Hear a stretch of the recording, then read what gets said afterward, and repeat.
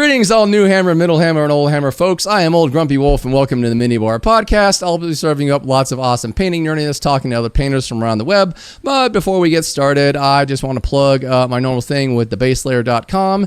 They are a social media site that is specifically meant for miniatures and miniature paintings. There is no weird stuff being advertised from China or pictures of other people's babies or random pictures of dogs. It is just all miniatures all the time, like MTV used to be with music videos. So go sign up for baselayer.com. Oh, hey, there's my blood angel. Go sign up for baselayer.com and start showing your photos.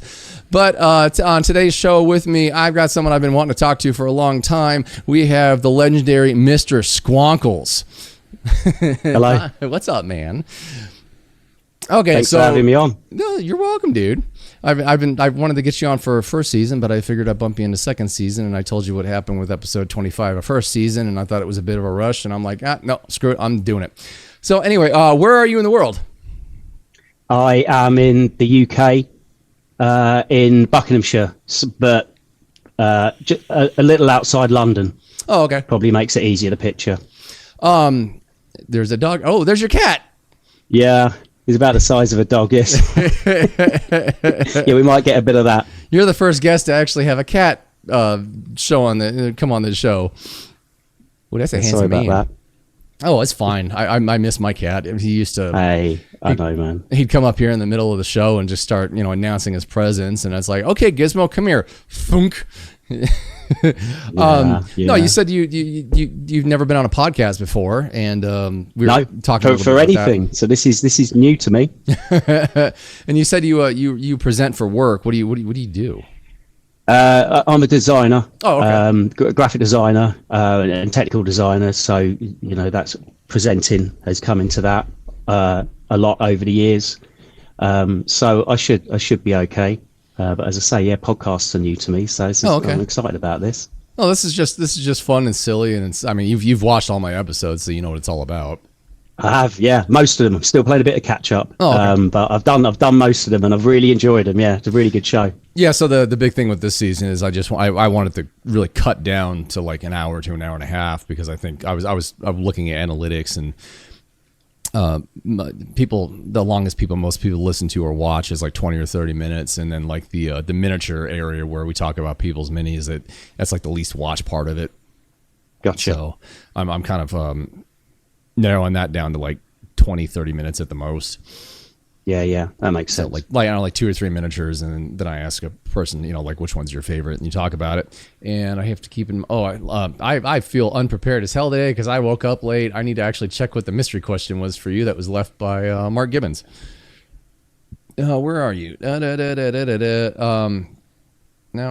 Oh my god, I'm so bad today. This sucks. Okay, there it is.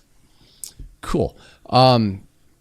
Anyway, jumping into the show, I've been very curious about like how you got into this. So like, what got you into the hobby of miniature painting?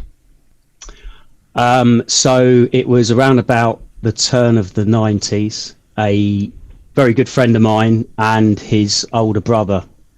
The influence of the older brother, they're both very good friends of mine. So friends, older siblings of friends, really, because obviously they had a few years on us, and we were all looking at it like, what's this? What's going on? What are all these cool models, and what are you doing with them, and painting them and battling with them? So I got into it through that, and yeah, loved it. Did it for a few years, and till about the mid 90s probably. Oh, okay. And then a 30-year break until a few years ago. Well, yeah, you had a bit of a bigger break than I did. Mine was 12 years. I think you got that beat. Yeah, it was quite a break. Don't know why I left it that long, but these things happen, don't they? Did you find it like strange when you got back into it, like how much stuff had changed? Like miniature wise? Yeah, I guess I did. It was refreshing to see how much stuff was still around as well. Blood Bowl, Necromunda. Yeah. And then not that long after I got back into it, of course, Old World started to roll out, which took my fancy, because it looked more like fantasy than Age of Sigmar, which was very much my thing in the 90s. Are you talking about the gold guys? they're Age of Sigma, I think, aren't they? Yeah. And then you're talking about Old World. I'm sorry. That's yeah. God, I haven't heard. I haven't heard anybody mention that in a while. What's that? Sorry. Old World.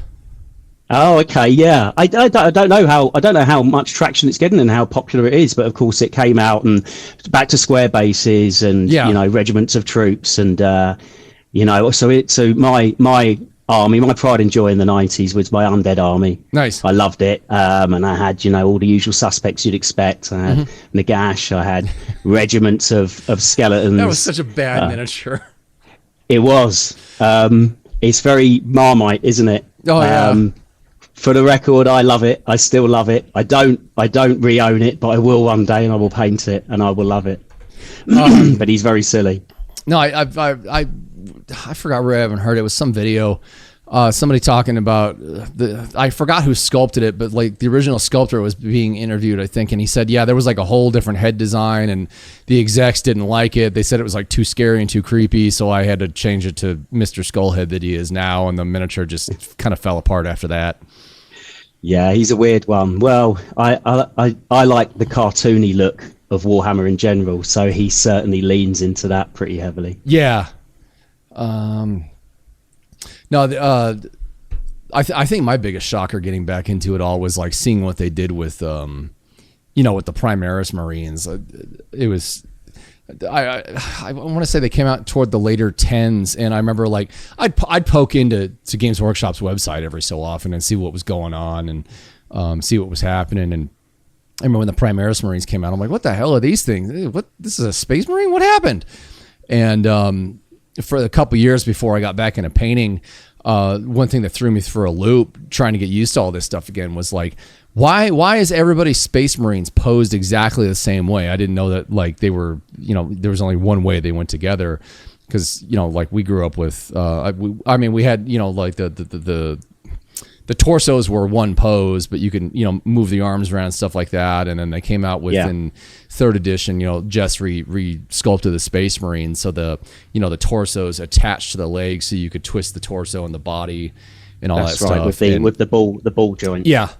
And that's that was the era that I got out of painting, and coming back to it, I was still thinking like, the torsos were still attached to the legs, and everybody's miniatures look pretty much the same. And I'm like, why is everything the same? Why isn't anybody like posing them differently? And the jarring thing of like, you can't anymore. Exactly the same with the skeletons, as I say. I mean, as you've seen on my Insta, I scoop up 90 skellies on the sprue whenever I can. I keep an eye on eBay, and you get some bargains. I've got some nice old Hammer stuff over the last few years, but always keeping an eye out for a bargain. Yeah, I mean, I got a sealed box of them. Oh, nice.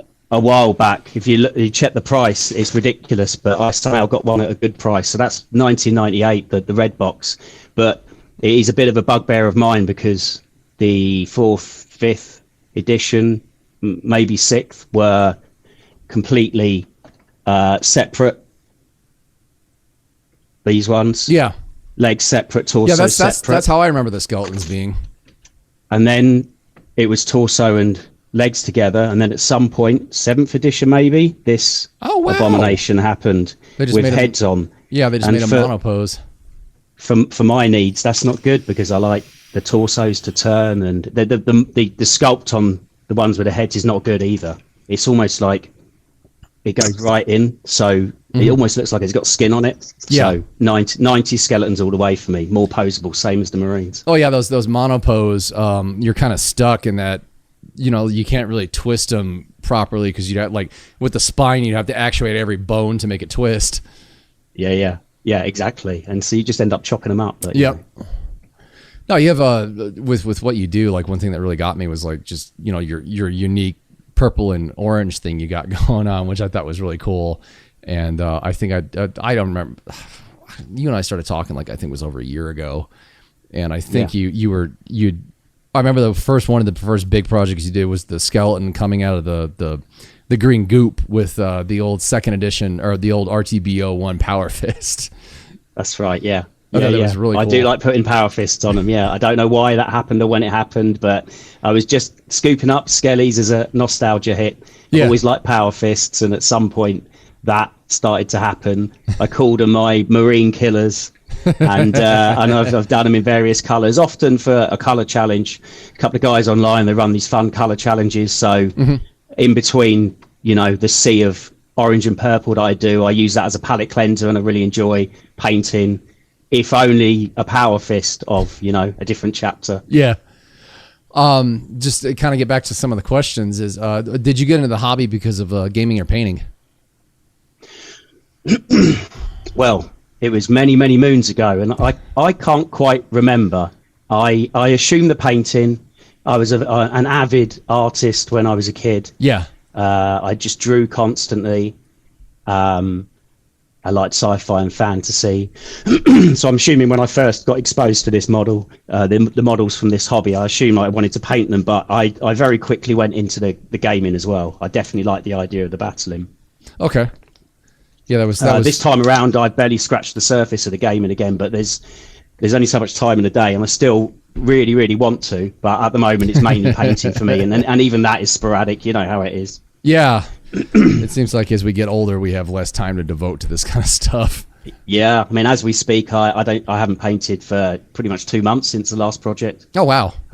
Literally not at all. And just in the last couple of days, I picked the brush up just to splodge some paint on, just to say I'd done 5 minutes. But yeah, but I'll get back to it. You get kind of itchy after about a month. Yeah, exactly that.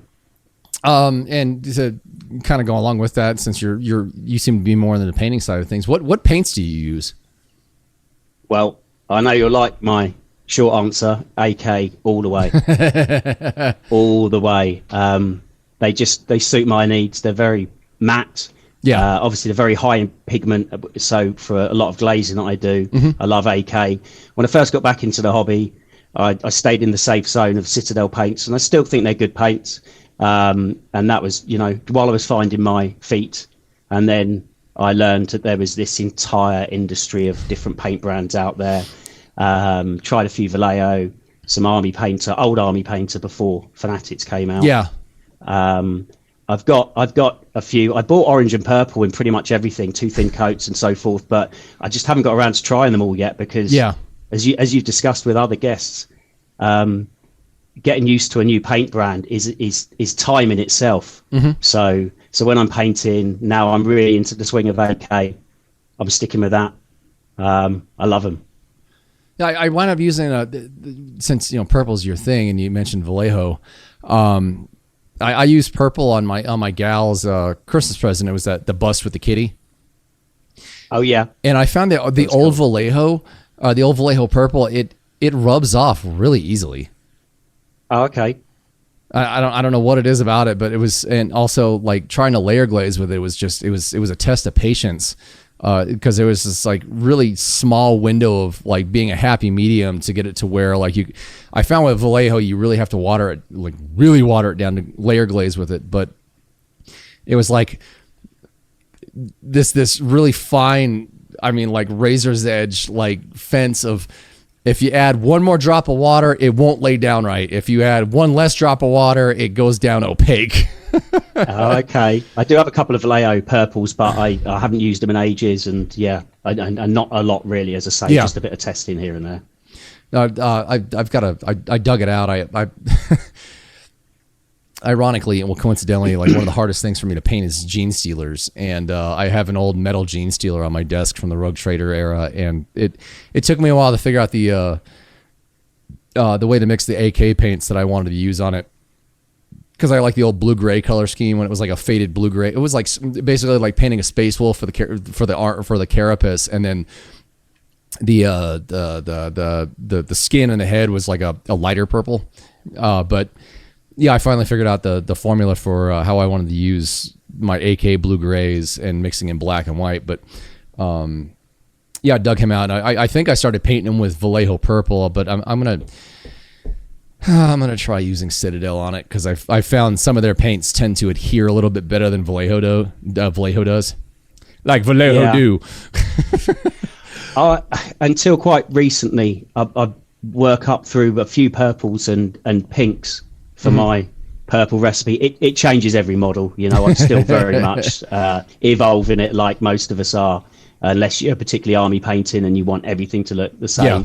But until recently, the main base and mid-tone purple, I was still sticking with Phoenician by Citadel. Oh, okay. Because I couldn't find anything really in any other brand, including AK, that matched it. I then stumbled on a paint that AK call Midnight Blue. I think, is it Midnight Blue, which is a purple.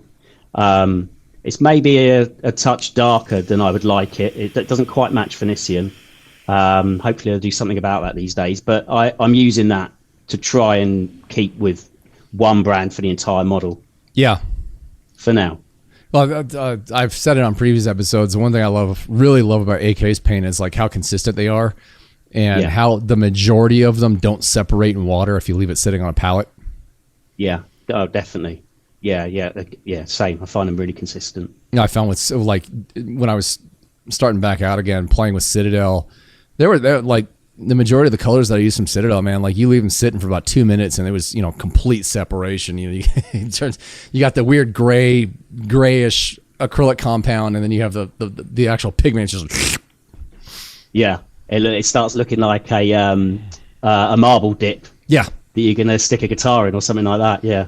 All you got to do is mix it back up again, but it's just kind of frustrating to see how quickly it just separates itself from its acrylic medium. There we go, medium, not compound, medium. My brain's still waking up. Yeah, of course. Yeah, that was different. With your miniatures, do you actually use what kind of varnish do you use, if any? AK Ultra Matte. Oh, okay.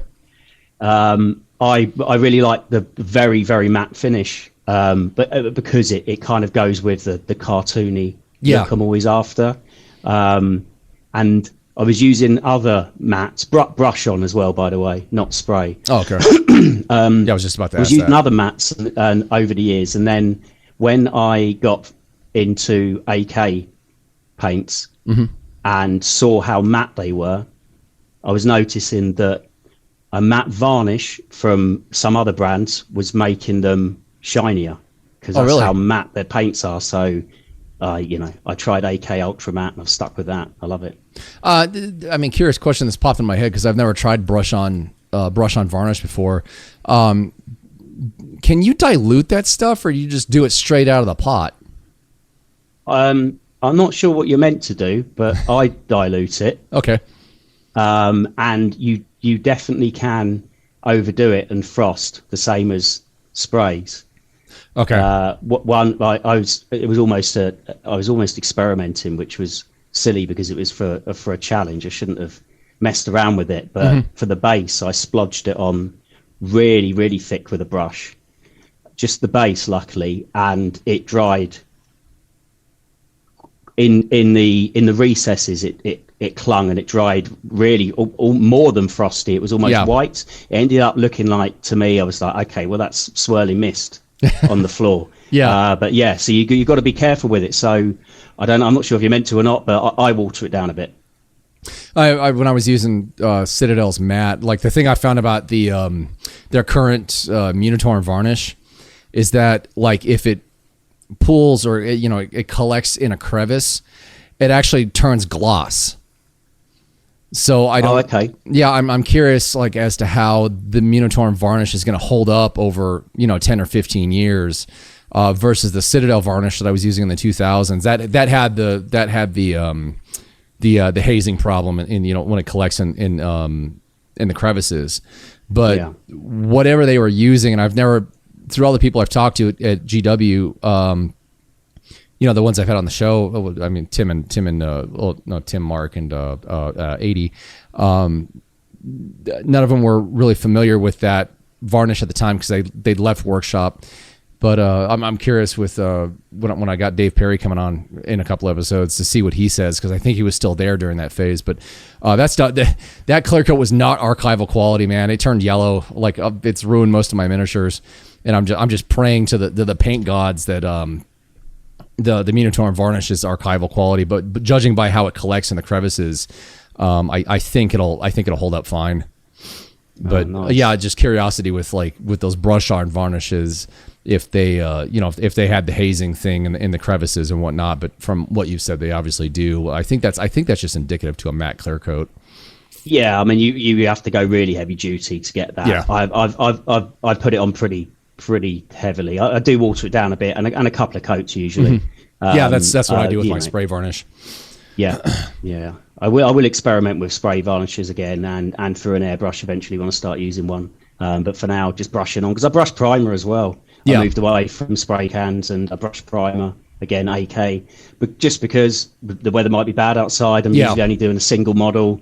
I haven't really decided whether it gives a better or worse coat once you start getting the base layers on. But yeah, it seems to work all right.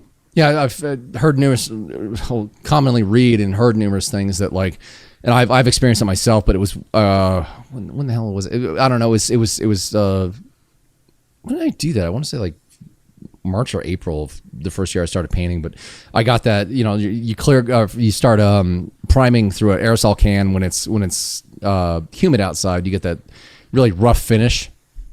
Yeah. And I mean that's got to be a pain in the butt over in the UK because it's kind of always rainy there. It certainly is. Yeah, exactly. You're at the mercy of the weather. Yeah. For that sort of thing, so you've got to be careful, haven't you? It's funny here in Vegas, being living in the middle of a desert. It's great.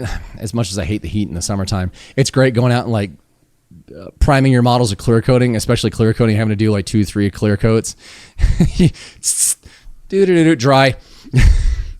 I bet. Whereas right now that must be a nice bonus to being out there. Right now in the wintertime, I'm usually up until 2 or 3 in the morning painting. Go out and clear coat my model, and it's like, okay, I'm gonna go have a cup of coffee. I'll come back to this later. It takes 20 minutes to put 3 coats on. Yeah, welcome to our world. Oh, I can't even imagine it. I mean, it's been, oh God, how old was I? Probably 30-ish years since I was in the UK. But I remember it just when every night I went to sleep, there was it was raining outside. I kept my window open. I was like, oh my God, moisture! This is amazing. I love rain. With the varnish thing out the way. Oh no, we already covered that with the paint brands. You really like AK and Long Distance High Five. Absolutely. Do you? I'm guessing. Yeah. Okay. Well, do you paint in sub-assembly? Yes. Okay. Quite a lot. In more recent times, I'm tending towards still painting in sub-assemblies, most of it, and then putting it together to match up brightness of highlights and so forth. Yeah. Rather than completely finishing each piece and then putting it together. But again, it's a very evolving process for me. Sometimes I'm assembling a little bit more these days if I think I can get to the piece. I haven't really decided what I prefer, but definitely I'll get all the bits down and then put it together for the last maybe quarter of time spent on it painting, just to start tying everything together. Yeah. Carefully, without varnishing first, obviously, and try not to pull any paint off. Most of those, at least with those skeletons, they're fairly easy to paint. Yes, they are. I think that's what I enjoyed about them back in the 90s. Yeah. Just knocking a unit of 20 of them out in about an hour. I thought of it. I haven't looked at it in a long time. Do you remember the old box set? It was, I don't know what edition of Fantasy it was. It was during the Rogue Trader era. I think it was a box set called Skeleton Horde. What, a unit, or it was a more of an army box? Was it? It was an army box. It rings a bell. Okay. I built mine out of single boxes, units, and pieces. I don't remember. I did have. I had 4th edition box set, which was the High Elves and Goblins, wasn't it? I think. So I think 4th edition was. That was the release around 2nd edition of 40K. Yeah.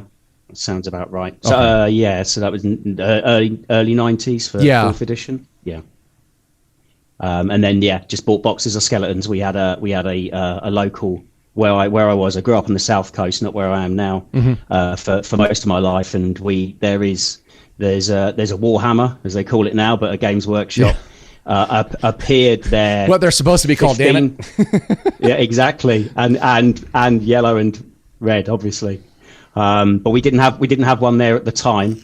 But we had a tiny little independent store, which was brilliant. We loved it. The guy that ran it was really cool. For the size of it, it was just floor to ceiling of blister packs and everything you could want. And as kids, we loved it. And they even crammed in a tiny little gaming area out the back. There was just like a sort of corridor down the side of the counter, and there was a battle board there, so we played down there sometimes as well. But so that's where we got all our supplies. Okay. Yeah, it just dawned on me the funny thing about the old Games Workshop stores is they all wore red shirts, so they were red shirts from Star Trek. Yeah, it's kind of weird going in Warhammer stores now, like actual Warhammer stores, and seeing them, like seeing pictures of them and whatnot. They seem so sterile versus what we grew up with, like just very corporate.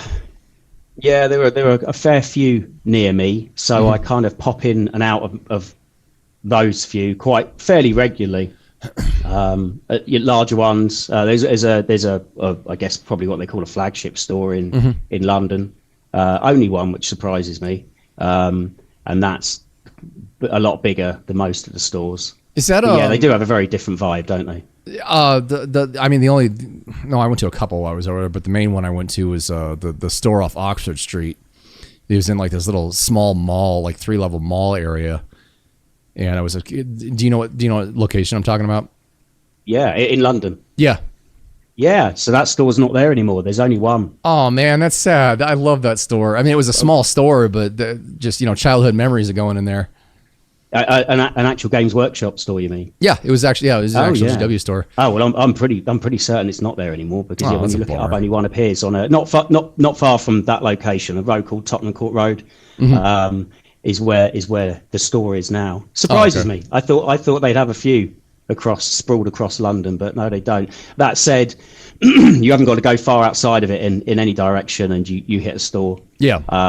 So where I was down on the coast, you only had to go 10 miles or so, and there was one in Brighton, which is a reasonably well-known place on the coast. So we did get our Games Workshop fix. It just wasn't in our hometown. Yeah, we never actually had like an official Warhammer store in Vegas until the actual Warhammer store opened. So it wasn't as, I don't think it was as common in the States for actual Games Workshop stores to be a prevalent thing like they were in the UK. That, like, I remember when I went there when I was like 15, and walking into the Games Workshop store, I was like, oh, this is my mecca. And they had a giant Blood Angel statue in there, like an actual suit of armor in there, and I remember like looking at that thing like it was God or something, and the shop owner's like, yeah, we hate that thing, customers constantly, the Space Marine had, I think, a chain sword and a hand flamer, and the hand flamer stuck out. He's like, yeah, we hate that thing because customers constantly bump into that hand flamer and it breaks off. The thing was like stuck back on with like zip ties and hope. Definitely. Yeah, they need more of that, because they have these. Well, the stores I go in, they don't. I'd say the flagship store has got that massive version of the Nurglin soft toy in the window. Oh, nice. But no full size Marines or anything like that. I think they could do with getting a bit of that going on again. Yeah, I've wanted to go to Warhammer World. Seeing all the stuff that they have there, and like I love how in the parking lot they actually have that the Rhino parked, which actually drives. And they've still got that. They still got that classic Mark 7 Marine statue out there. They have. I went to it and I did my obligatory photo in front of that Marine. It was a fairly flying visit. We were traveling elsewhere on a family holiday, so I didn't go into the full exhibition tour, but we stopped in and I had a look around the exhibition. that's kind of built into the front shop bit. The shop's really cool. It's got loads of stuff that you don't see in the other stores, a load of Forge World stuff and so forth. And even in the front bit, they had Louise's models, nice. which are obviously just amazing to see in the flesh. And then you got Bugman's bar. So we stopped in there, and I like spicy food, so I took on the Fire Slayer challenge. I wanted that pin. I wanted to earn that pin. It finish the plate of hot wings, and they're pretty hot actually. And more so, they were bigger than I was expecting. So I think it's only 6 or something like that. And all you got to do is clear your plate and you get your pin. It's like, right, well, I'm pretty good with spice. I'm having that pin. And then they came out with some pretty hot habanero sauce on them, but they were proper wings with the full wing, whereas usually we just get the half over here. I thought, oh, okay, that's a lot of sauce over those big wings, and then just got stuck in. I got my pin, happy about that, but my lips were burning. Oh, I can imagine. You're like, bring on the milk, please.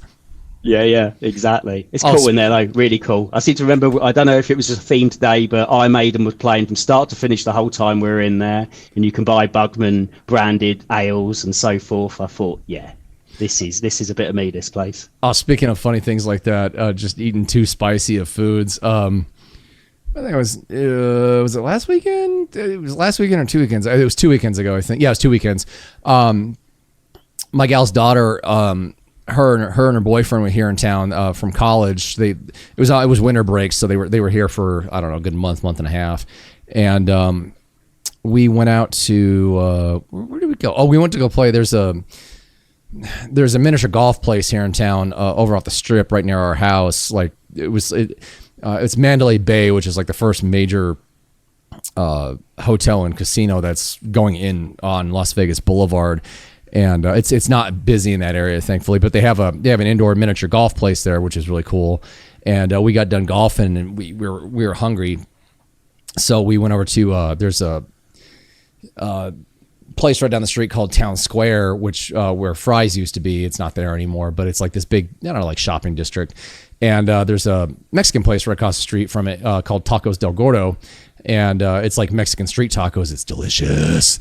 So we get our food, and we're sitting there at the table, and my gal Pepper, she got a jalapeno, like a full-size jalapeno, and they're usually not super spicy, but this one has some kick to it. Like I'm not super into spicy stuff, but like I can handle my own. She's like, you gotta try this thing. So I just took a little nibble off it, and it took a minute to kick in. I think it'd been sitting in like oils or something, because it was like, spicy oil kind of sneaks up on you, and then it. Yeah. So I took a nibble of that, and my gal's daughter and her boyfriend are eating, and her boyfriend's like, let me try that. He like chomps down like half of it, dude. He's like, oh, I don't know what you guys talking about. This isn't so bad. Oh, this is hot. I mean, the kid, he's like 20, almost 22 now, but you could just see the sweat started to collect on his head.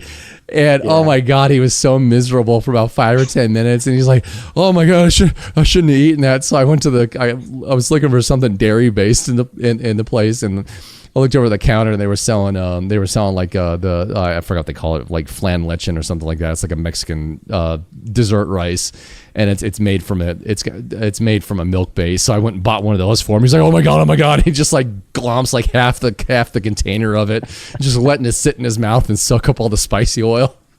Classic. Well, that's it, because when it's done, it's done. If you took a big bite and it's a 5-minute burner, there's not a lot you can do about that. Oh, he sends Kel a text like a couple hours later after they finally got home, and he's like, my stomach hurts. Good luck with the next morning. When I told him, I was like, dude, whoa, Carson, slow down. Don't take half that. Oh, you ate half of it. I was like, dude, just take a little nibble. And I told him that. I was like, if you're ever going to try something spicy, dude, like a pepper or something, just take a small bite. And he's like, I'll keep that in mind for later. Yeah, good advice. Oh, but I mean, like, his face started turning red. All this sweat collected on his head. It was funnier than hell. What I was going to ask you about Warhammer World has the full life-size Terminator, the Ultramarine Terminator, doesn't it? Does it? Or do they only drag that thing out for like Golden Demon and Games Day? Oh, I can't remember if we saw that, unless that's inside the main exhibition that you pay to go into. Or it might have been in the foyer. You go in and you go up some stairs, and there are there's like a big printed board where you can do, have photos taken of stuff, and there might have been some life-size models there. I can't remember. I really want to see that diorama that's built right next to the staircase. Do you know what I'm talking about? It's like a huge diorama that it's built beside like a staircase that goes up to the second level. Yeah, that might be in the main entrance. Okay. As you go up, the first thing you do is go up some stairs from memory. It was a little while ago. So yeah, I'm pretty sure we did see a big diorama, and it was probably that one as you go in. Yeah, I don't know if I think that might be the Horus Heresy diorama. I know they have one huge one where, I mean, it's got like, it's approaching like thousands of models. Like the battlefield is like a bunch of like dead space marines, and like they've got like a bunch of dirt and stuff on them, and there's like troops fighting on top of them. Nice. And I'll have to check my photos that I took there, see if I snapped it. I'm just thinking to myself, like, holy crap, man. Like, how many... All right, you're on Space Marine duty today. Cool, I get to paint Space Marines. No, they're all dead, and they're all underneath the sand. Oh, man. Yeah, we need like 300 of those knocked out in about 2 days. Oh, are you kidding me? And then just completely covered them in weathering after you've spent pretty much. Them. No, it seems like quite an experience to go there, and it just, it sucks because it's so far from my house. I can't just drive there. Yeah, very true. I will go back and do the full experience at some point. Maybe when there's a tournament on, I probably won't be playing, but go and experience it, see what everyone's up to. Yeah, when my gal and I go over there finally, I'll be sending out invites to everybody I know that lives in the UK. Hey, I'm going to be at Warhammer World. Come on down, and you'll definitely get one because I like to sit down and have a beer with you. Yeah, definitely in Bugman's. Yeah, absolutely. I'm just hoping here in the United States, for some odd reason, I think it's mainly because of the college crowd. Everyone is obsessed with IPAs, and I hate IPAs. Yeah, I'm not a massive fan. More of a lager man myself. Yeah. A lager connoisseur, should I say. I'm just hoping to go over there, see the Bugman's menu, and it's not littered with IPAs. I think there were a few from memory. Just give me but other choices as well. Like, give me a good lager, I don't know, a brown or a red, Yeah. No, there were choices. I definitely managed to get a lager there. I can't remember what I thought of it, but I did buy a Bugman's pack of 3 bottles. I noticed they had a full bar. Right. And you could, and they put it in a little display box, and you could choose, you can mix and match. Oh, okay. But I think they were mainly ales and IPAs, maybe. Do you know if they do flights? I don't remember. I don't think so. Generally not a thing in the UK. Oh, flights. Maybe in sort of some more specialist bars. In that town square place I was mentioning, there's a whiskey bar in there that my gal and I like to go to. It's really expensive, but I mean they have the amount of whiskeys they have is insane. It's probably about a good 200 whiskeys, but they do flights for like different regions of the world. We tried their Japanese flight before. It was pretty good. Nice. A flight of whiskey. Yeah. Okay. Yeah. Well, I mean, it's like 5 single shots. Okay. And the way you're supposed to actually drink whiskey is you dilute it down with water. So we always get a water and dilute every one of them down so we can actually taste what we're drinking. Yeah. Yeah. Nice. So going back into the actual show itself, who influenced your painting style? Well, I'm sure I've heard at least one other guest on this series say it. I'm more so learning all the names of the heavy metal team and the painters and the sculptors this time around, really, because I was maybe a little bit young to begin with, and I was more interested in the pretty pictures and just getting my models and painting them. But of course there were you knew a few names. But overall global answer will be everyone that was featuring in White Dwarf at the time. I like bright colours, I always have done, but I think there's no doubt that my very bright cartoony style is massively influenced by my nostalgia for all of that Oldhammer stuff that was featuring in White Dwarf and other places, and actually on display when you went in the stores. I just love the bright colours. So everyone that was doing that painting. Yeah, it seems like in kind of modern times, like a lot of that is, you know, gone away and been traded in for the, you know, the ultra realistic kind of grim style. Yeah, a lot of it. I mean, it's not my thing. I like looking at everything. I like all the different schemes people do. I like looking at grim dark, but rarely do I include any of that in my painting. I like them looking straight out of the car wash, I think you said in an episode, and bright. You know, that's just my thing. Yeah. Oh god, when I posted that that Blood Angel Primaris I did recently, the gift for the guy who runs the Warhammer store here in town. Oh, the amount of flack I caught for him on Reddit was really dumb. Oh man, he looks like he's out of Tron. I'm like, yeah, well, you know, it's fun to look at. But a couple of the judges at LVO were commenting on my stuff and saying, you know, it's interesting the way, you know, how bright everything is and how, you know, you kind of really go after every panel. It's easy to, you know, pick everything up off the model, or it's easy to pick up visually everything off the model. And it's fun to look at because, you know, one guy was like, you know, no matter what angle you look at your model, everything's painted and everything's painted to the same level throughout the entire thing. And, you know, going back to the sub-assembly question, and not knocking anybody who you know, paint's fully assembled, but just for me, it's like, no, I want every single I want every angle of my model to be painted, not covered by shadow. And I mean, there, you know, if you're painting an army, it's one thing because, you know, you don't have to pay attention to what's behind the bolts or if it's across the body or whatever, you know, whatever's behind the arms covering the body up. And, you know, I get it, it's in shadow, but at the same time, for me, it's knowing that it's not painted. It's like, I can't sleep knowing that's not painted. Yeah, exactly that. Inside of vehicles, I might draw the line at that, but if it's already sub-assembled, then I'm painting everything. And like yourself, probably not worrying too much about getting shadow where I know things are going to be covered because I just want everything bright. Yep. I love your style. It's just it's ruthlessly Oldhammer, like you say. You just paint everything. It's so readable. You've taken that, you know, that concept of readable to the max. I love it. Well, and going through, you know, I already sent you the preview cover for YouTube and Instagram. You know, going through your models, it was a lot of fun because I'm like, oh, now I know why he and I get along, because just the bright, colorful, vivid, cartoony look of everything that you do, and that was what instantly caught my eye. It's like, oh god, these things are fun to look at. Yeah, this is it. It's fun, isn't it? You know, and like most of us, I just carry on painting what makes me happy, what makes me smile. And same as when I'm viewing stuff, if I'm viewing stuff online, as I say, I like all different stuff, mainly Instagram. That's where I hang out, obviously. That's where we met. Mm-hmm. I love the community on there. And it's just, you know, before you start drilling into, what have they done there? Do I like that technique? Do I not like that technique? No, when you look at it, when you first look at it, if it makes you smile, you like it. Yeah. That's it. That's all you need. That's all you really need to know about viewing other people's work and your own work. If it makes you happy, then you're doing the right thing, because at the end of the day, it's always got to be fun, isn't it?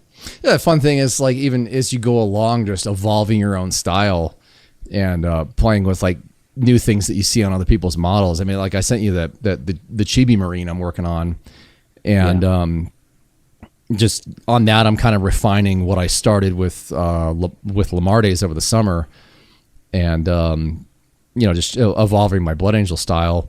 And now that I have to get into doing Ultramarines for the my Ultramarines tutorial and whatnot.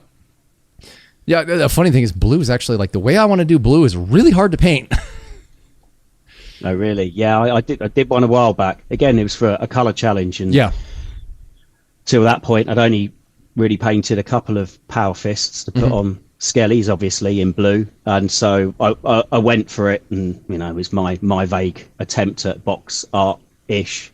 That's the blue the Ultramarine that you did with the incinerator.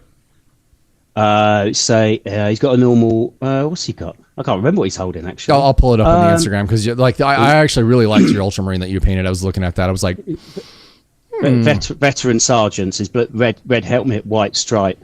Okay. And so I went for it on that. I limited myself just to my Citadel paints. Oh, okay. And went with as close to, you know, what people were saying was the current recipe. Shaded up on volumetric a little bit more maybe than they do on theirs, but still went with the same three stage edge highlighter and so forth. And it was fun to do, but again, it was fun because I don't paint blue very often. Yeah. Getting back to a question for you is, we touched upon this a little bit earlier in the show, was, how do, in your eyes, like the aesthetic and the aesthetic of it all, what do you think, how do old Games Workshop miniatures compare to new ones? Aspects of both that I really like and that I don't like. I really like the new Marines. Please don't cut me off now and end this episode. The biggest thing I don't like is just, I don't like the helmets, and I don't like the added details. I don't love all the details on them. I like the size, because especially where I'm sort of very much on a journey of practicing my glazing and other stuff, and we're just practicing everything really. It's a nice amount of space to work with. When I got back into it, I've posted absolutely everything I've painted. It really is my painting journey. So I really haven't painted an awful lot over the last few years, but the first few I did were Firstborn, because that's all I had. I had some knocking about. I say a 30-year break, but mid-90s-ish, mid-2000s-ish, I came dangerously close to getting back into the hobby. Me and my mate, who I was flat sharing with at the time, we went halves on 7th edition fantasy, which was Skull Pass, and now I think it was Black Reach, but then when I look at the dates, I'm having a real Mandela effect here, because that didn't come out till a bit later. So I'm not sure what we ended up with, but we ended up with a load of Marines. So we never got back into it. We didn't get back into the hobby. But when I got back to it this time around, I was very happy to have Firstborn Marines on the sprue, or whatever they were at that time. Night Goblins, I love those 7th edition Night Goblins, and the Dwarves. So all of that was still on the sprue, and and they fetch quite a price online. So that was like gold dust to me. But I hadn't purchased any new Marines at the time. So I painted a few Firstborn, or proper Marines. I thought it was kind of weird when Jess redid when he redid the Marines for 3rd edition, and then post that, like how detailed the Mark 6 and Mark 7 armors got. It was like, I always thought it was a little strange, like how he redesigned the helmet so there's more variety in like the tubing on the side, and then the rebreather and whatnot. And I don't know. It's nice to see with the modern Primaris, like with how Games Workshop's gone back through, and like they come up with a custom art, like the Dark Angels, the Space Wolves, the Blood Angels, and whatnot. How they're actually evolving the armor to like something different, and seeing what they did with the Space Wolves. I think the biggest detail on the armor that I love that they got rid of was the knee pad flare at the top. Yeah, how they actually cut that off on some of the models, so it's just like a knee pad, or it's like a Mark 6 style leg where it's just one solid leg piece. And it's like, oh, you guys are finally getting the idea. Cool, thank you. I'm not a massive fan of that. I mean, it's quite a nice piece for edge highlighting and getting some more edges in there. But it's a bit weird. I'm not sure why it's there. Yeah, it's nice to see them just evolving it too. Also, like what they were doing with like how they've done the Blood Angels, like really gone back to that, like the fake muscle on the outside of the armor like Tycho had. Yeah. Seeing that again. Yeah, definitely. So some good and bad definitely for me. Well, we've been over the evolution of the skeletons. I do not like how they just became fewer and fewer pieces. I'm not too fussed about the fact that they've released Tomb Kings for Old World, only Tomb Kings, and I think they include vampire counts now as well. Those are the Egyptian theme ones? Yeah, okay. They're really cool models, but I just want normal skeletons back so that I don't keep having to hunt around for 90s ones at a half sensible price. So hopefully that happens at some point. I like the older greenskins. I like the cartoony. I like the sweet spot of the cartoony look, like very much. I like the normal goblins from 4th, 5th edition. 7th edition Night Goblins for me, big fan of. Definitely prefer them a lot more than the modern day ones. I like looking at the modern day ones, but I just thought they were spot on. They were single piece, but with about 3 or 4 different slight variations in the poses for your unit, and that's all you need really. Orcs, I love the cartoony, big headed, big jawed orcs. You're talking about the style that was started with like Gorka Morka. Yeah. Yeah. What was his name? They've re-released him. The Nazgob, is it? The shaman, that whole kind of look. And I know a lot of the modern missing all orcs his do. teeth. Say again? Is that the orc that's missing all his teeth? Yeah, I think he's quite gummy. He's the one who's got he's really stooped with a cloak on, and he's got like a big sort of staff. I think I know he was quite iconic, and then they re-released him. Just re-released the cast for Old World, which is cool. And some of the modern orcs have kind of retained that a bit, but a lot of them tend more towards that Middle Earth, Lord of the Rings look, and I'm not so into that. No, I was poking around at the last time I stopped into Warhammer. It was like, I don't know, a week or two ago. I had to get more clear coat, and I was poking around the fantasy section, and I actually kind of like some. They still keep them cartoony. I really dig some of the new fantasy Sigmar orcs, especially like the bosses. The guys in the big yellow armor and stuff. Yeah, I like them. There was like 1 or 2 of them that I found. I was like, oh, I kind of want to buy this and paint this up for Pepper. This looks really cool. She loves orcs and gobos. So nice. I agree. I can't remember what that unit's called. The one where the box art, they're all in yellow armor. And they've just got these like ridiculously big teethed helmets and stuff. Yeah, they look cool. They look old school. Yeah. All right, definitely. I'm curious as to how long it's going to take GW to carry that style over to 40K. Like for like a couple of the fantasy orc war bosses to like carry that armor style over to 40K. But I mean, you could almost like cut off all of his weapons and just stick him with a couple of bolters and like, I don't know, like some kind of goofy converted power fist, and it'd be like, it's the same. Yeah, it's a fantasy orc, but it also works in 40K because you could just see him patching his armor together from different pieces and banging it on with a hammer. That would 100% work, definitely, because it's big armor. It looks like it could take a few shots.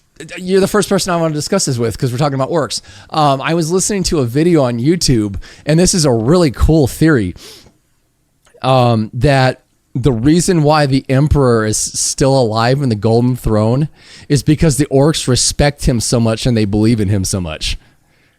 Hence why, like, Commissar Yarrick was so, I think he was like 200 years old by the time he's killed off in the game. But the theory is that, like, Yarrick's old age, the reason why he was never defeated in battle and he was so old was because he was so well respected by the orcs, especially Gazgul. And now there's a theory that, like, the reason the Emperor is being kept alive on the Golden Throne is because of the orcs' belief in the Emperor. Major plot twist. Yeah, it was a really interesting theory. I'm like, ooh, I like that. Cool. That completely makes sense. Yeah, nice. I'm playing a fair amount of catch up on 40K lore in particular. To say, very very largely fantasy back in the day. Dabbled, played Necromunda, played a bit of 40K, but diving more into that this time. Not so much the gaming yet, but although I have dabbled, but yeah, just getting stuck into it. And there are some good channels out there that you know, as you will have probably seen, that focus largely on just giving you chunks of the lore at a time, and they're a really good watch to learn what's going on, what's been going on, the history of it all. Yeah, I mean, I'm sitting at my desk for usually like 6, 7, 8 hours painting, so I've got to make a playlist on YouTube for stuff just to listen to, and that was one of the videos that was in the playlist of, like, okay, I need something to listen to, and I was like, I think, what the hell was the video called? Like, the reason why the Emperor is still alive, and the guy dove into the orc theory about it. I was just sitting there at my desk going, that's a good theory. I like that. I really like that. And it's like, the guy in the video is like, yeah, the Imperium will never admit it. It's forbidden information, but we're pretty sure this is why he's still kept alive. Because I guess the Golden Throne is starting to fall apart. And is it? Yeah. God, even back in one of my white dwarfs that I have from my painting bestie gave me, I think it was like from like 2008 or 2009. No, it was right around it was 2000. It had to have been in 2008 because it was right around there was the issue for the release of 5th edition, and and like they were doing this like timeline down at the bottom of the article, like the 5 or 6 page article about the new release of like just timeline of different stuff that's happened in the 40K timeline. And one of them was like the Golden Throne is failing, the tech priests can't recreate parts and keep it going for every decade, like something new and major fails. And like even coming up to modern times, it seems like the Emperor is probably going to be resurrected in the next decade to keep the storyline going, because now I guess we're actually into the 42nd millennium. Okay. So they've finally pushed past the 41st. We're now in the 42nd millennium, and it seems like with what they're doing with all the chaos, all the chaos Primarchs coming back. There's been rumors that Layman Russ is going to come back. They need to get off their butts and make that happen because I really want that model. Layman Russ is coming back. Rogel Dorn, I think, is supposed to come back. Like a bunch of the loyalist Primarchs are supposed to come back, and it's like it almost seems like it's leading up to like a second Horus Heresy scale war. And I'm guessing like maybe the main plot point for that is like some major god from chaos is going to be resurrected or come back in physical form, and then they're going to have to, the Emperor is going to have to come back to fight that physical form of that chaos god. Nice.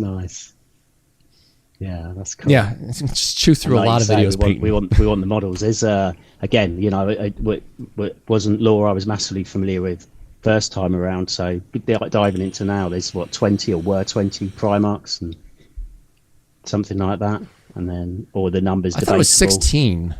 Was it 16? Oh, okay. It's a lot to keep track of. Yeah, and so we've had at least a couple of new models or re-release models. Were there models of all of them originally? There was like, for Horus Heresy, they released a whole series of Primarch models. Right. I think they did 2 of Horus, like pre and post corruption. And some of the Snipe and Wib did a video about like all the Primarch models, and I think it was them. And they brought up a good point in that. Like some of them were really impressive looking and like really well sculpted and given a lot of thought to, and then there's other ones that they were just kind of like, we need to get this done. Just, I don't know, make them stand in there.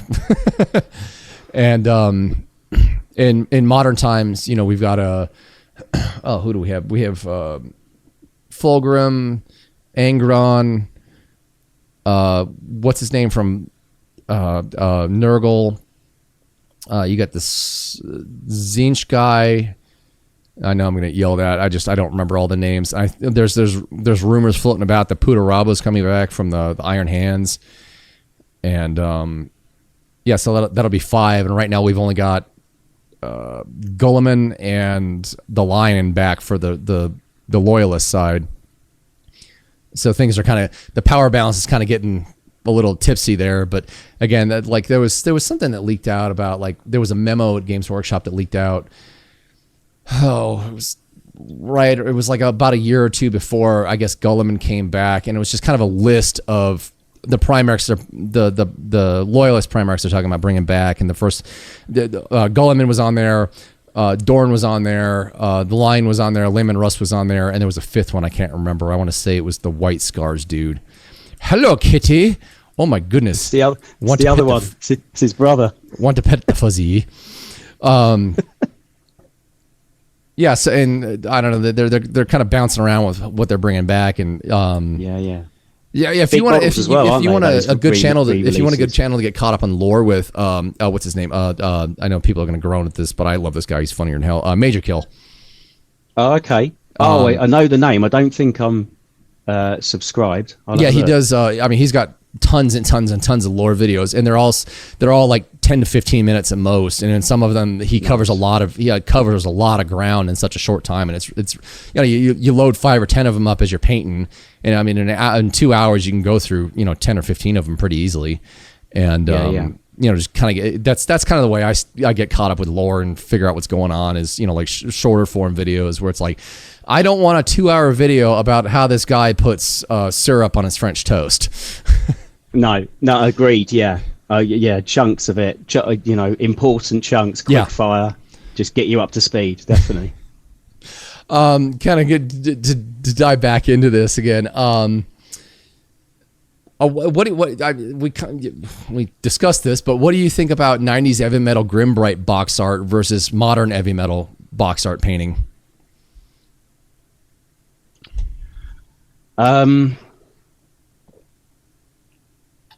Well, the styles.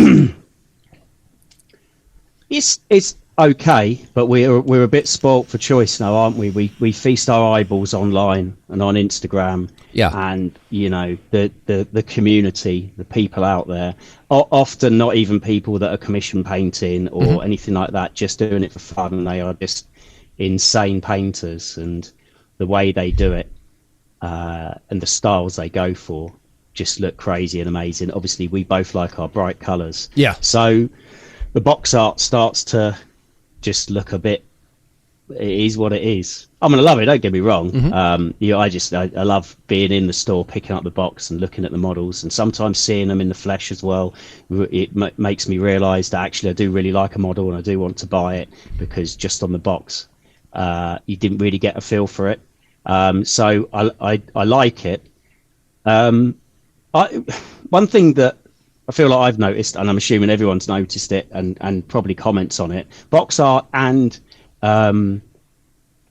posts online, sometimes they look quite rushed out the door for whatever release or advert they're doing. The quality can vary quite a bit with modern Games Workshop painting, I find. I can't remember if that was the case back in the day. Felt like they all looked consistently good back in the day, but then, I was 10. So what do I know? I'd give a lot to actually be able to pick up and look at, all the stuff that McVeigh and Prowl painted up for, the early second edition box art stuff, all the Space Wolves, all the Ultramarines, all the Blood Angels, all the Dark Angels, just to be able to, pick them up and look at them really close up and see them in person. Yeah, definitely. Because we were only working with, and I've heard you talk about this many times. We were only working with the quality of the print of White Dwarf at the time, so they looked amazing, but we weren't even getting the full effect. Whereas, of course, now we see super high res images of people's work online. Yeah. So we do get a much better feel for it, more than real life, because we're looking at stuff larger. But yeah, to be able to pick up all those old models and actually just eyeball them. I've got some high res shots of like some of the old stuff that was the year of blurriness between the Rogue Trader to second edition era. I've got some photos of the stuff that Tim Prowl painted, and they not knocking his work at all, but like there was definitely something to be said about like the lighting that they did for the miniatures for photography, right? And how that, and I mean, you work in graphic design and print, so you know what I'm talking about, like how much that offset printing, hid certain things about the models and like kind of softened them up. Yeah. I've mentioned this on the show a few times. I have, if you want me to, I'll send them to you after the show's done. But I had Kim Seiberg, actually, I got a hold of him in like 22 on Facebook. Maybe it's 21 or 22, and he actually took some of his old Space Wolves out of his case and took some close-up photos for me with his iPhone. So like, higher res images and things that are much bigger than what we saw in White Dwarf. And and what we saw in White Dwarf, I mean, he was like god tier, like there wasn't a single mistake and everything was absolutely perfect. And it was nice to actually see high res photos of it, because it was like, no, there's tiny little mistakes here and there, and like everything's not god tier. And it was just kind of nice in that it was humbling in that like, even gods can make mistakes. Yeah, exactly. Oh, they are human. Oh, thank God for that. Yeah. And I guess because again, we obsess over. We really obsess over that. We obsess over our own work, because you can. Well, you take a picture of it and then you're looking at your own work larger, or you're looking at it larger if you paint on magnifiers. But it doesn't it doesn't matter when you're painting. It's when you take that photo, and probably that final photo, and then post it. That's when you notice all the things you didn't notice before, isn't it? Always. That's actually been kind of a handy thing, I think. Being able to, you take photos, high res photos of your models, and actually get them on. I do all my stuff on my PC, so my 32-inch monitor, and actually be able to zoom in, really really close. and see the little mistakes I make, and you know, keep all that stuff in mind as I'm going along, and try not to make the same mistakes over again. Yeah, definitely. No, I agree. It's a good tool. I like to zoom in on mine sometimes as well. If you're not into that and you don't want to, you know, really put yourself through it by completely micro-analyzing, then don't. Just paint, just enjoy. Post them if you're posting them online at actual size-ish, you know, as best you can. But the technology's there to be used if you want to really drill into it, isn't it?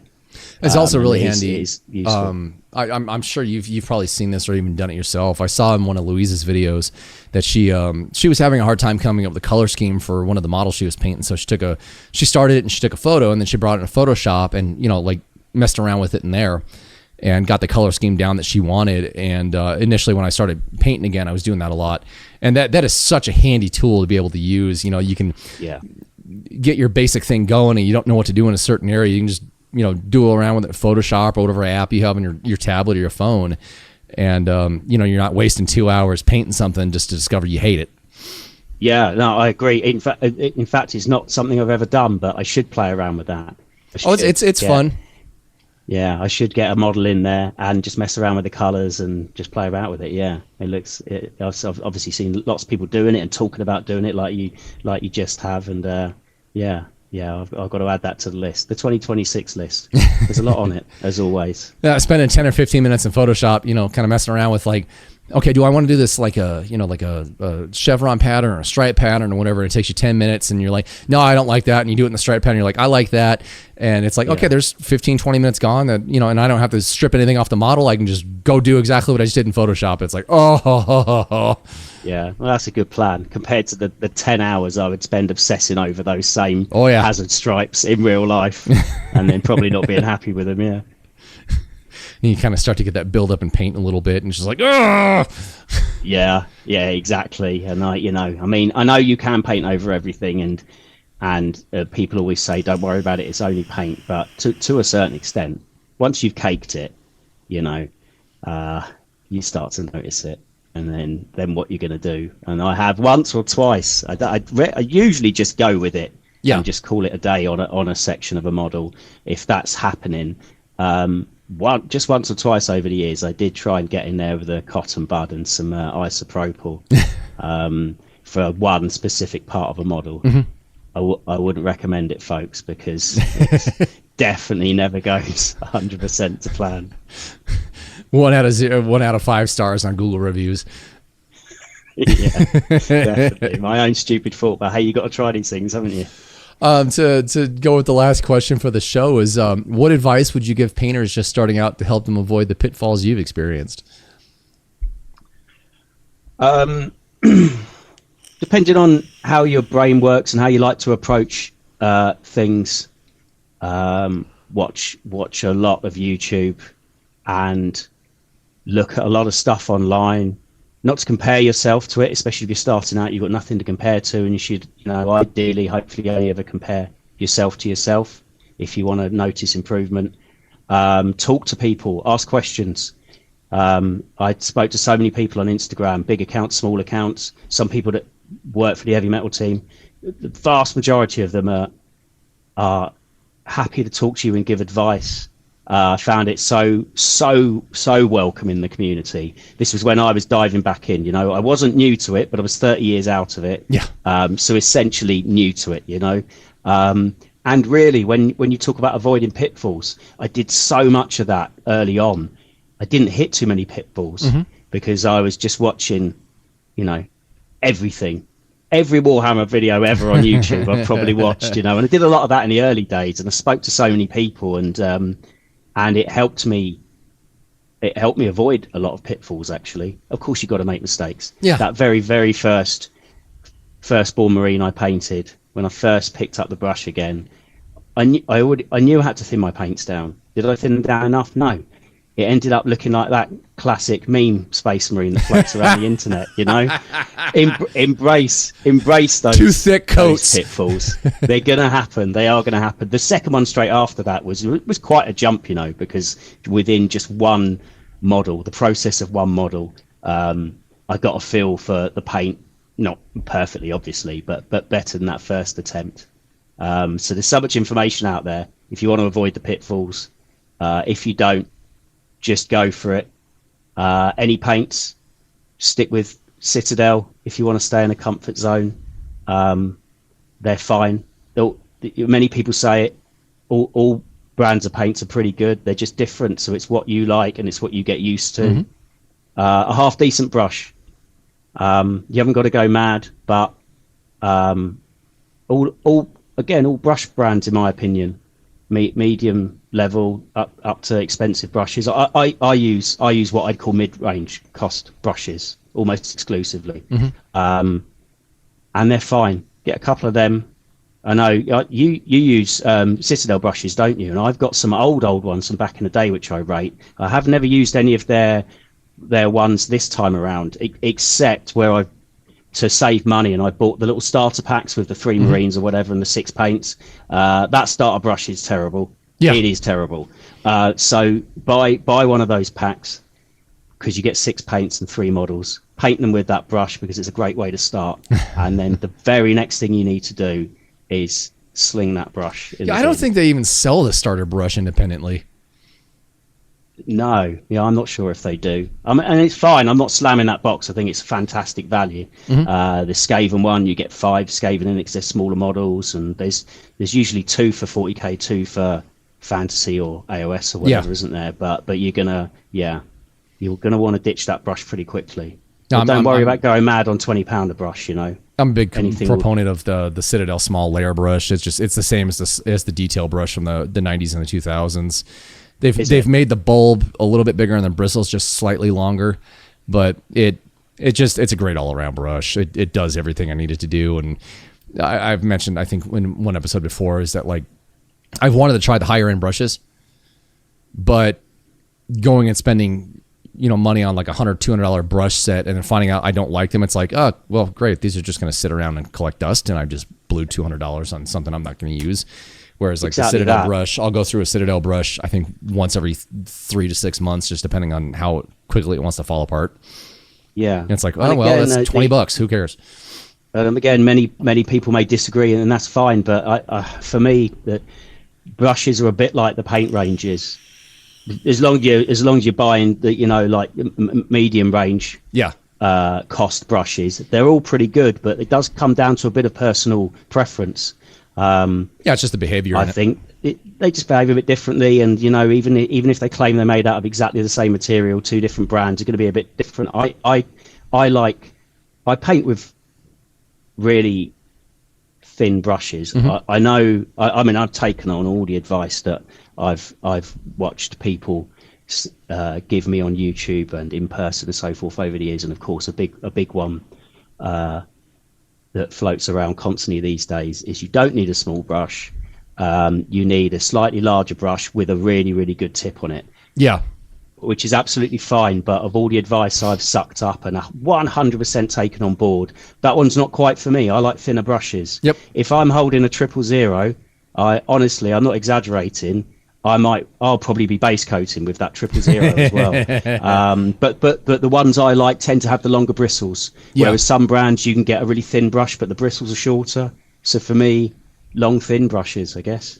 Well, though I found the longer brushes they hold obviously more because the bristles are longer, the bulb's slightly bigger on the base of it, versus the really small fine point brushes that have almost no length to them.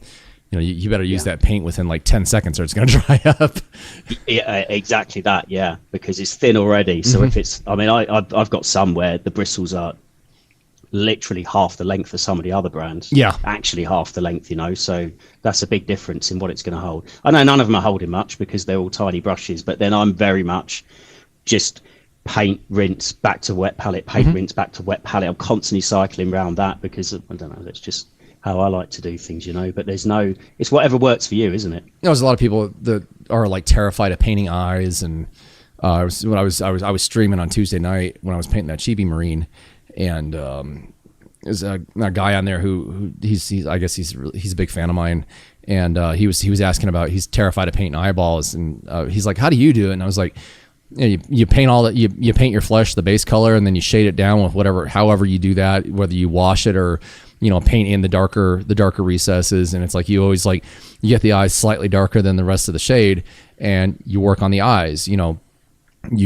way I do it is I draw a white line across where the eyeball is, and then actually draw the dot. And if you spill over white or spill over black onto the flesh, whatever shade color you're using, you can just shade it right over the spillover to correct it. Get it all tidied up, get the eyes where you want it, and then go back and start highlighting up back to your base coat and then the actual highlights, around the eyes and whatnot, because the eyes are so recessed into the models. You're probably never going to hit the eyeball with your highlights. It's really hard because you're not using a wash. You're just using a thinned out color, so it's not going to all of a sudden just into the eye socket. Of course. Well, that's useful advice for me to hear, because this time around there are many things still to tick off, and it's quite exciting. And one of the things that I haven't done for 30 years is paint an actual eyeball with iris and pupil yet, they've gotten smaller. Yeah, I can imagine, because where things have gone a little bit less cartoony, eyes will be smaller as well. I mean, I've done goblin eyes, I've obviously done Space Marine lenses, but I haven't actually painted a human or a dwarf or anything like that yet. So that's something that will come up. Like, I haven't painted a metal model yet this time around. I haven't really painted many models in total, so there's still all these things to tick off, No, I think the two... I'm looking at my case right now. I've got Ulrich in there, and I did that Titus for Kill's boyfriend, and I think those are the only two modern faces I've painted, and I did those both my first year, so I haven't painted a modern human face in a while. Everything else has been second edition, like Rogue Trader and second edition faces for the most part, but I think still some of the same rules apply. When I was doing when I did Logan Grimnar last year, his eyeballs were comparatively pretty small. Not as fine as what we have now, but I remember thinking Titus's eyeballs were actually pretty big. But I've seen some of the modern human models, like the Sisters of Battle or the Imperial Guard, and I'm just like, whoa, wow, those are small. Whoo! Well, I hear so many people saying, right, okay, if you're tackling the eyeballs, remember to hold your breath. Well, I'm not 100% sure, but I'm pretty sure I hold my breath with every brush stroke on everything anyway. So I've got no extra level of stability to go to. So I don't reckon my first crack at eyeballs is going to be too good.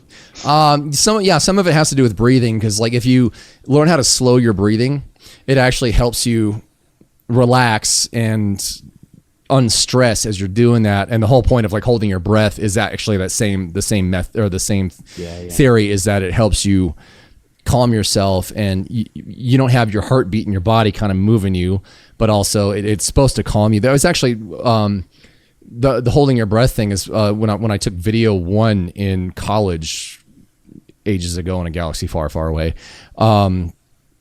The professor said, if your hand's kind of shaky with the camera, hold your breath a little bit, or really slow down your breathing, and it'll get the shakiness to go away to where you're a lot more stable.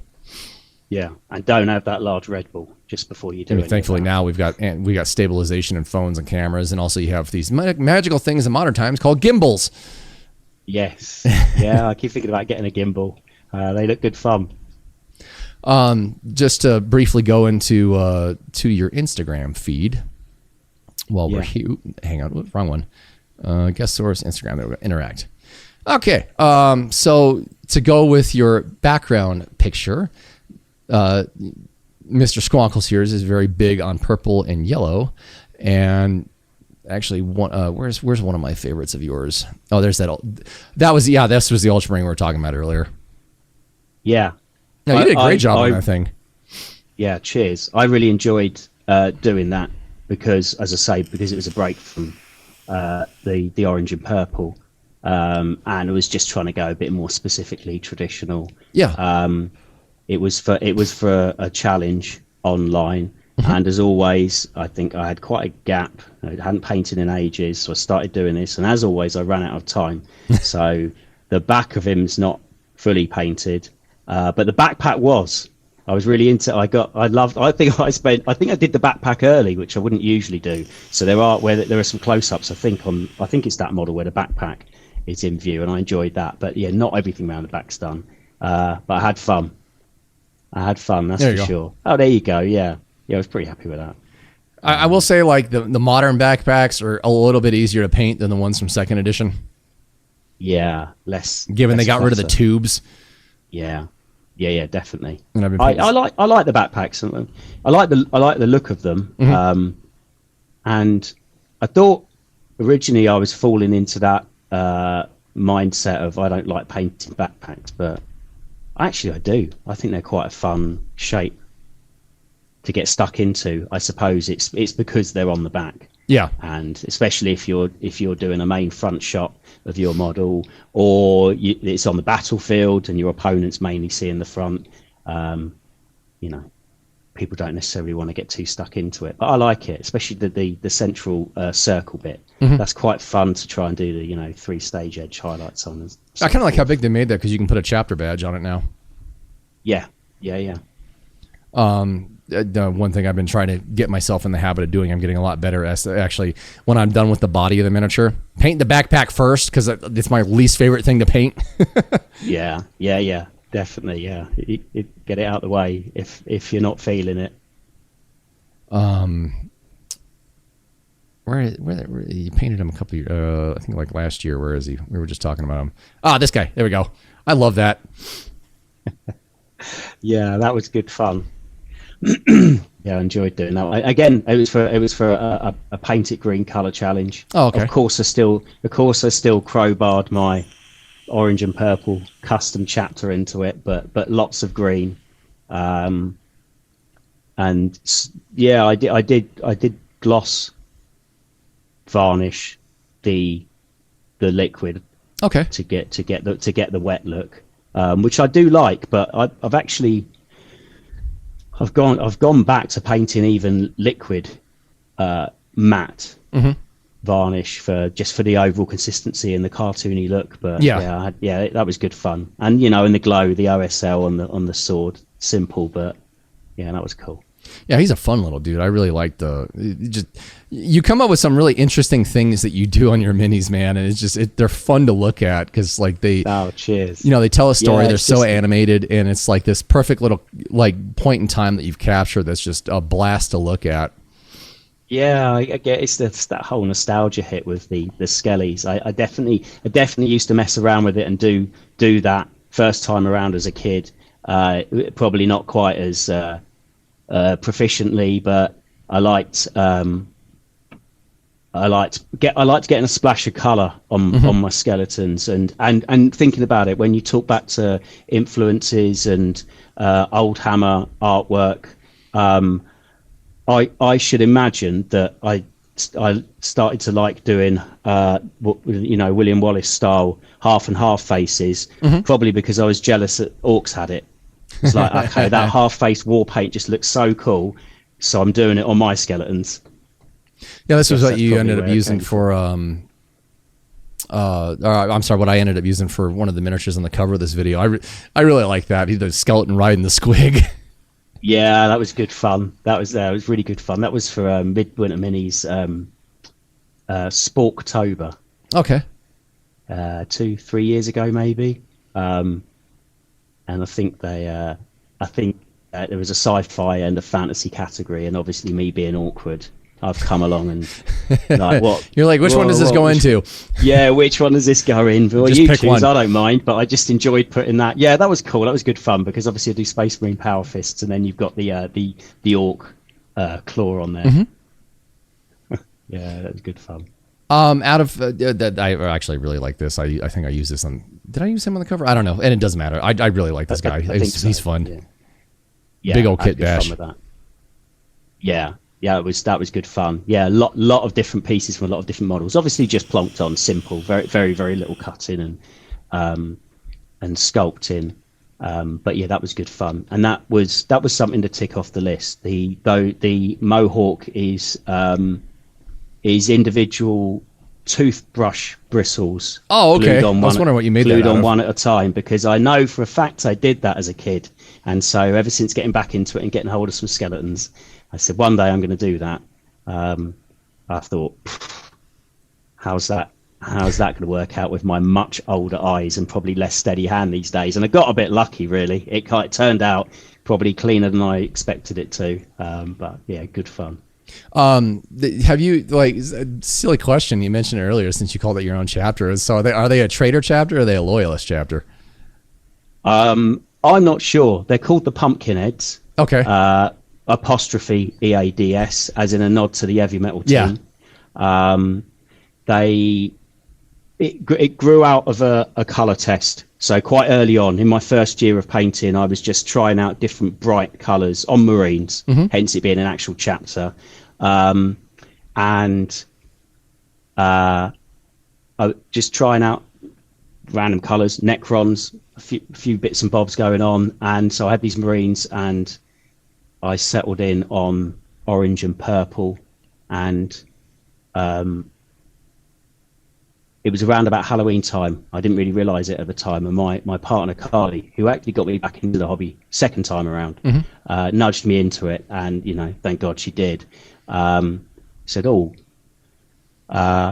chuck a bit of green in there and you've got yourself a real Halloween theme. I was like, yeah, it's nearly Halloween, isn't it? And so we threw some ideas around, and I think it was actually her that came up with the final name for it, and it stuck, and the colour scheme stuck.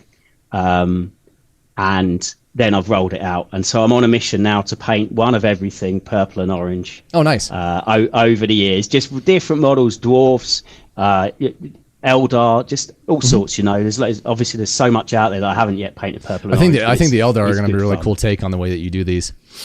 Yeah, I think they're going to really lend themselves to it. That's for sure. So I'm constantly tweaking the recipe, and just having fun with it, really. So out of everything you've posted, do you have a favorite? Always my most recent, which is the guy pinned top left on the dreadnought. Oh, the skeleton on the dreadnought arm. Yeah, favorite, as in I feel like I'm always pushing. It's always pushing to improve myself against myself. And I always paint, no model's ever perfect. And I've heard you say many times your worst models are often your best, and you learn from mistakes, don't you? And the moment you finished it, you notice all the mistakes. And I a lot of the time, especially if I'm painting, because I'll use a challenge or a competition as a deadline. It's not because I'm sort of obsessed with that. Fun challenges are good. I also like painting competitions that are judged like yourself. I like both aspects of it. But I like the deadline, because if I'm really struggling to get myself back into it, the deadline often helps. And I always paint to failure, really. No matter what's gone wrong on the model, I'm gonna finish it to the best of my ability. So for me, matching against myself and previous models, I tend to always be happiest with my latest effort. There's an old saying that I think is really funny. It's if it wasn't for the last minute, nothing would get done. Yeah, talking about deadlines. So.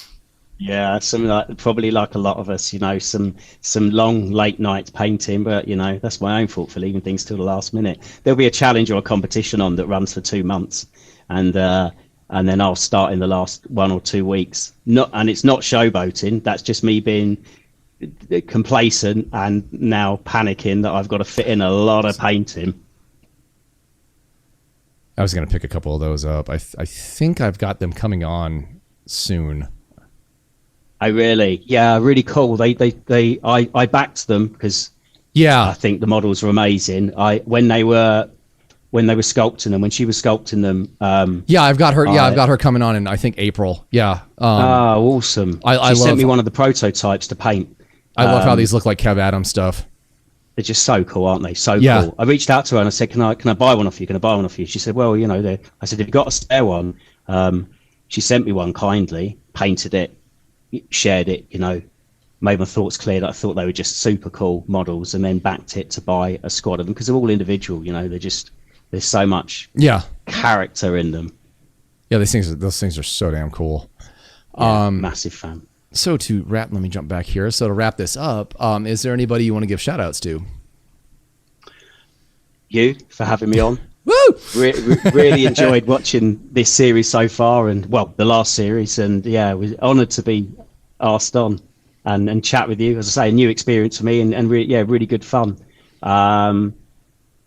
The whole of the Instagram community. I won't start naming names because I don't want to leave people out, but it's a fantastic place. It's really positive and supportive. To anyone out there that's not on it but fancies starting to post their miniatures, do it.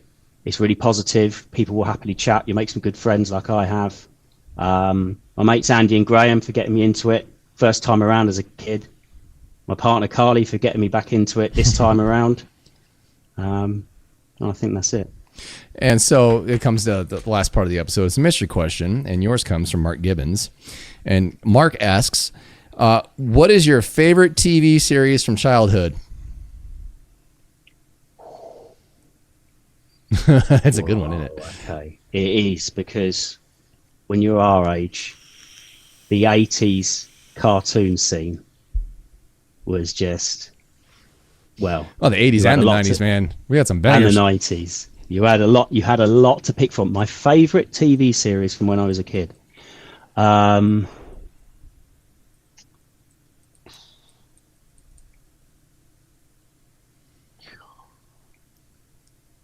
I was quite young, I really liked the Muppet Babies. Nice. That was a good one. Yeah. I rented a couple of those when I was a kid. I used to like that show. Yeah, really good fun. And of course, the theme tunes for all of those shows back in the day. There's one, maybe lesser known, Cities of Gold, stuff like that. Be hard to pick a favourite, but yeah. God, you talk about theme songs. We're going Muppet Babies. That was the one that came into my head. Talk about theme songs. I mean, one of the most iconic ones ever was DuckTales. A woo woo. Yeah, great show, great tune, definitely. So, I mean, as soon as you heard that theme song come on, you were glued to the TV. Yeah. Well, I'm assuming you guys had DuckTales over in Europe, right? Yeah. Okay. Yeah, definitely. Because I know there was like a load of American cartoons that never made their way over there, but there was also a load of like European cartoons, English cartoons that never made their way here. Yeah, well, you say that. I mean, did we get it at the same time, first time around, or did I see it a bit later on? I'm not too sure. But I definitely know the show and the theme tune. When I went to England with my folks, getting up in the morning, and this was I think 97, 97 was when Teletubbies first came on over there. And like my dad and I were watching it, and we're like, what the hell is this? Yeah, weird, wouldn't it? And then, I got back that summer. It was my summer between my freshman and sophomore year of high school. I went back to high school, and I was like, man, you guys never believe what I saw in England. There's a show called Teletubbies, man. It was crazy. These weird guys in costumes, and they had like televisions in their bellies, and it was like, what the hell are you talking about? In the junior year of high school, Teletubbies finally came over here, and people were like, oh, that's what Lennon was talking about. Yeah. So I'm going to wrap things up because I've got to go run an errand after this. So thank you, Squonkles, so much for coming on. I really appreciate it. I've been looking so forward to chatting with you on the show. I mean, you and I have been talking about it since last season, and I'm glad I finally got to slot you into season 2. But thank you so much for coming on, sir. And I'm going to wrap this thing up. So here's a few more videos, probably podcasts, maybe Ultramarines tutorial by the time this is done. But thank you guys for watching, and I'll have a new episode out in 2 weeks. Talk to you then.